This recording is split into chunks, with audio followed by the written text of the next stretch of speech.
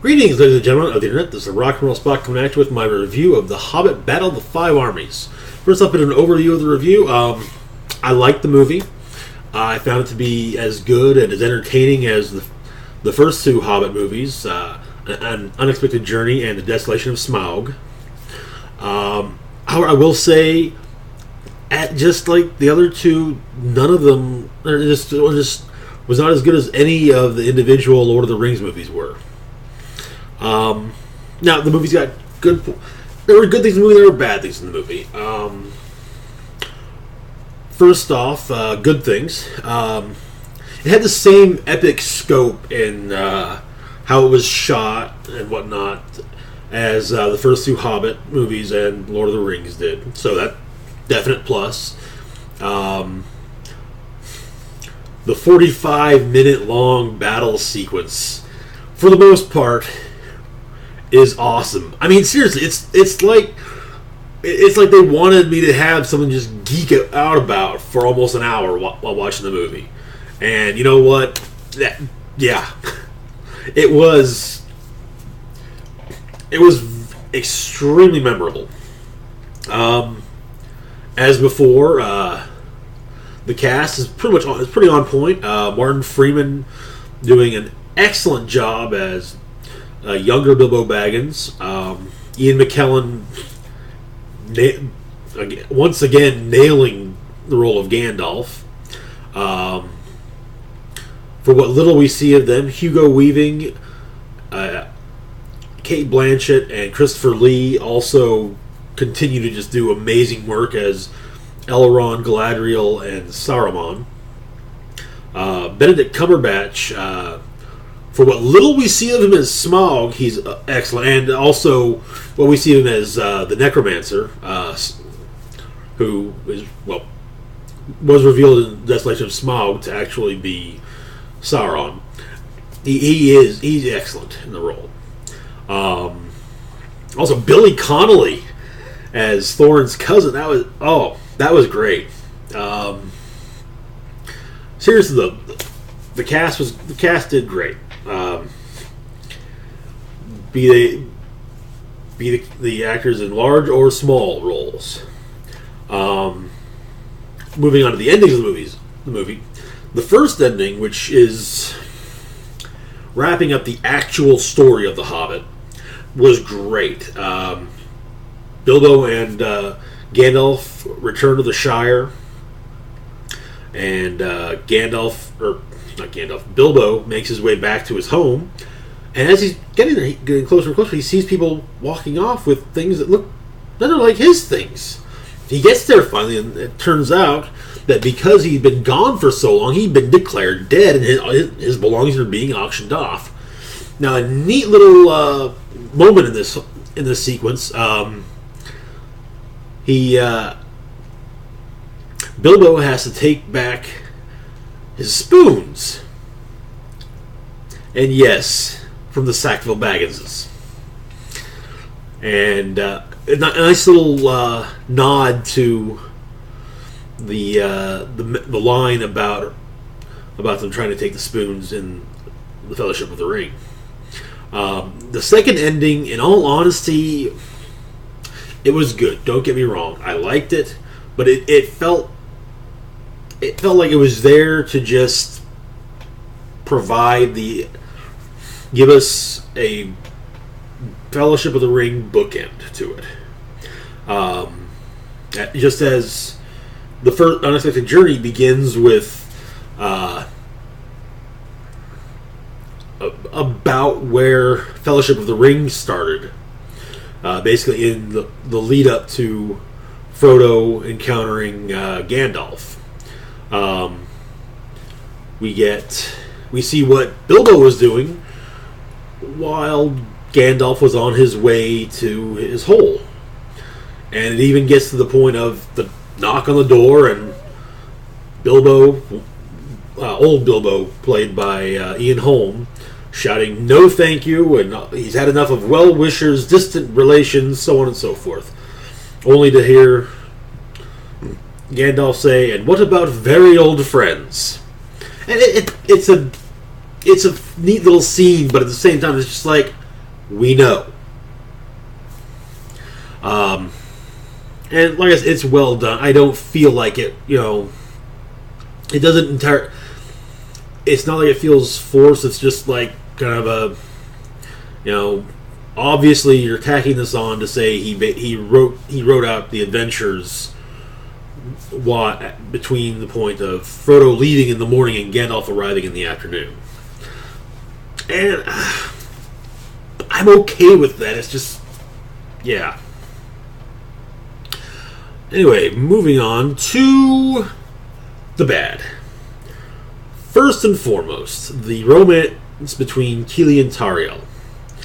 Now, mainly, my biggest problem with this, because, first off, Tariel is a creation of the scriptwriters. She does not appear in The Hobbit, or, as far as I know, any other work of J.R.R. Tolkien's. But the romance angle between her and Keely, for one thing, it does a major disservice to the very, very few canonical times, now, again, going by the books, where there were dwarf-elf romances. The most well-known of which probably being, to people in the real world, that is, being Gimli basically falling in love with Galadriel in Fellowship of the Ring. However, I will say this on the plus side.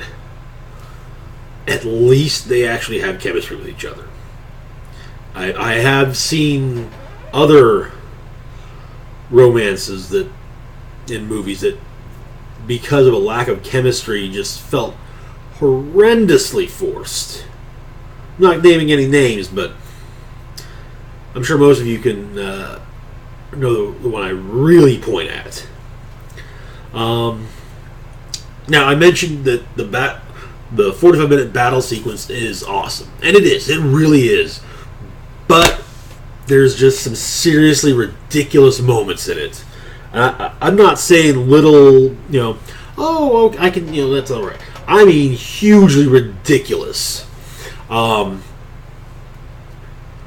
There's things like a troll gets knocked, falling backwards onto a bunch of orcs behind it. There's a troll with a battering ram on his freaking head, even. Now, ridiculous does not necessarily mean not jaw-droppingly cool.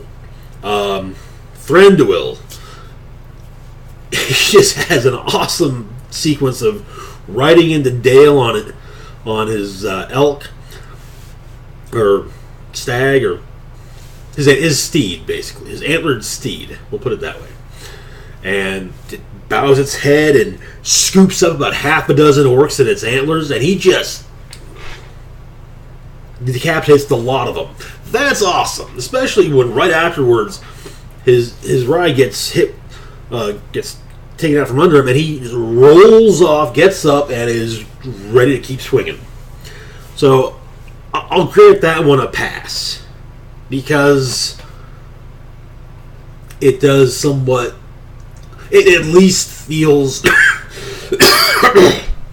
like a plausible thing, and even a plausible means of picturing how that happened in the book. It's been a while since I've read the book, though, so I'm not entirely sure on everything that happened in the book compared to the movie. So, but some of the things that really got me, first and foremost, during the Legolas Bolg fight, first off, they knock over a tower is knocked over, and they end up using this like fighting on a bridge across a chasm. But the tower starts to crumble, and there are points where Legolas ends up on what would be the lower, which would be another wall, but basically the lower portion. and the tower's crumbling, and he notices Bolg's getting away. And he runs up crumbling stones. Now, yes, we know that Legolas is light of foot, as evidenced in Fellowship when he walks along. When the Fellowship is walking, trudging through the snow on the pass of Caradhras, and Legolas is just walking along. But there comes a point where light of foot just doesn't cut it. And it was more... At first, the fight is very intense, and you're really... I mean, yeah, you know that Legolas is going to survive, but how's that going to... This is he's going to need help against this guy, surely. And after watching the videos, you just laugh at it. Especially when, the final, Bolg is dead moment of the tower fully crumbles apart and a huge chunk of it lands on him.